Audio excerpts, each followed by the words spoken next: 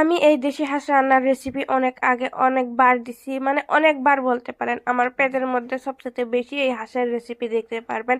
Cause আমাদের হাঁস, নিজের হাঁস, আমাদের বাসায় হাঁস পালে, প্লাস খাইতে মন চাইলে ওইখান থেকে জবাই করে খাওয়া হয়, যার জন্য হাঁসটা আমরা বেশি খাই একটু, আর ভিডিওটাও বেশি দেওয়া হয়ে গেছে।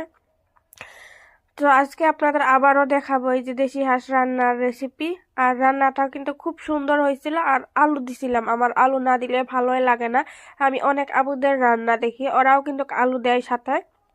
সো আপনাদের সম্পূর্ণ ভিডিওটা দেখাবো যে মানে কেমন করে এই যে কি হাঁস পরিষ্কার করা হয়। হাঁস খাইতে অনেকেই পছন্দ করে, কিন্তু হাঁস পরিষ্কার করাটা কিন্তু মহা মুশকিলের কাম।